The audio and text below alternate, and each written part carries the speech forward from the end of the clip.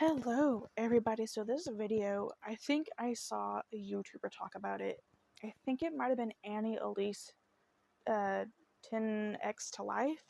I'm not sure, but I just vaguely remember someone talking about it on YouTube. It has been a while since I've seen that video, but I think that was the channel name. But that is the only time I've ever seen this case discussed, and I'm shocked. Because it's just baffling when I get into the details of what happened to this person. It's just one of those crimes that sticks with you. It it's something that would like make headlines because it is fairly disturbing. Uh, so I was just shocked that I had never actually heard about it before then, and I had added this person to my list to talk about, and I decided to talk about them now. But with that being said, I could find not a whole lot of information on this case. So this is definitely going to be on the shorter side. But with that being said, also very few photos. But with that being said, all the links I used for research will be down below like always, and let's get into this. So we're going to be talking about Quesola Mims today. So Quesola was 20 at the time, and she left the home that she shared with her mother on September 21st, 2016, a few days before she was to report for her first shift at a new job at a Chicago factory. She never showed up for the job, and she wasn't heard from again. 2 days later, human body parts, including the head of an African American male, were found floating in a lagoon in McKinley Park. A contractor discovered the body parts while working in the lagoon at the park at 2210 West Pershing Road at about 10 a.m. So, police did close the lagoon and a large section of the park as they searched for evidence and they conducted a death investigation. So it's important to note that some sources say the head was male, but later it would be confirmed that the head belonged to Quesola, so somehow they had gotten it wrong. I don't know if it's because it had been in the water and it kind of like messed with the features or the wildlife, but they did get that wrong.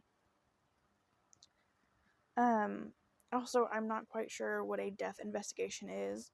I assume there's not enough evidence or something for them to do a homicide investigation, or they haven't ruled it a homicide investigation yet.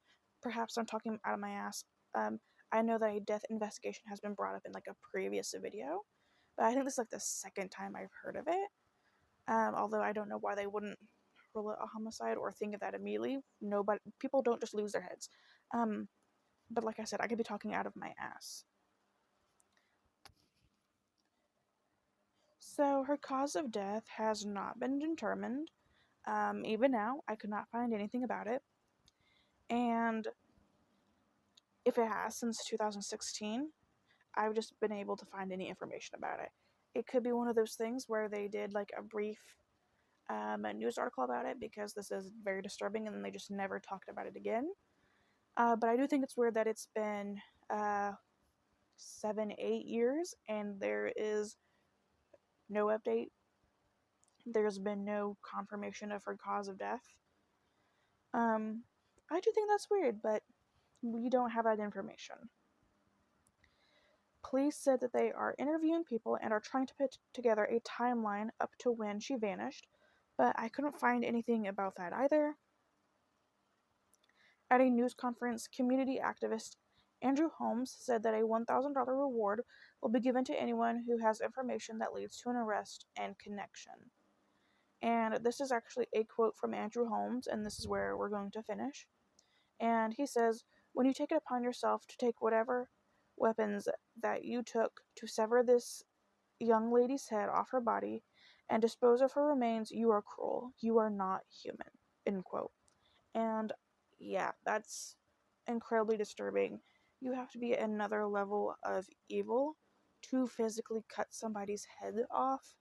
That is just another level than not doing that, you know what I'm saying? But with that being said, that is the information I have for you on Quesola. I really didn't find anything else. I couldn't even find anything about Quesola herself. There was really little information out there for me to use, like links and stuff. So yeah, all we know is that she was 20. She shared a apartment with her mom, and she was about to start a job. That's all we know, and it makes me really sad that we don't know anything else. And maybe we do, and I just couldn't find it. But like I said, I couldn't find it. I don't know anything else about the investigation. I don't know if they have any suspects. I would assume because it's been quiet for so many years that it's probably not moved anywhere, but I could be wrong. It's really frustrating when we have these kind of cases and we just don't have any information.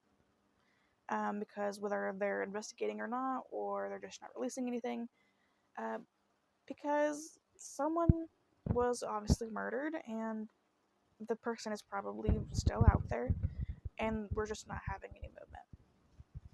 With that being said, that is all I have for you guys on Quesola Mims. I'm sorry about the short video, like I said. Uh, but I still wanted to talk about it because it is a gruesome, disturbing case. Like, she is a young woman.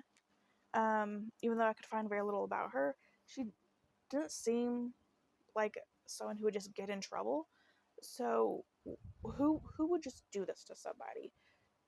Cutting someone's head off, that feels personal, or maybe I'm just stupid. That is a you're the act of cutting someone's head off. It's a lot. It feels personal. I don't know what she could have done to have deserved that. I mean, nobody deserves that. But yeah, I want to talk about it because of the nature of it. Um, it stuck with me when I found out what happened to her, and then we're still waiting for a cause of death. It's absolutely disgusting. But I do have a phone number for you guys. If anybody has any information that could be of use to this case, you are urged to contact the Chicago Police Department at 312-747-8382.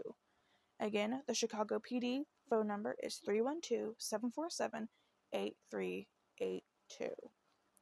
Let me know your guys' thoughts down below. Like always, please, please, please be respectful. And thank you so much for listening to Quesola's story. I will see you guys very soon. Bye, guys.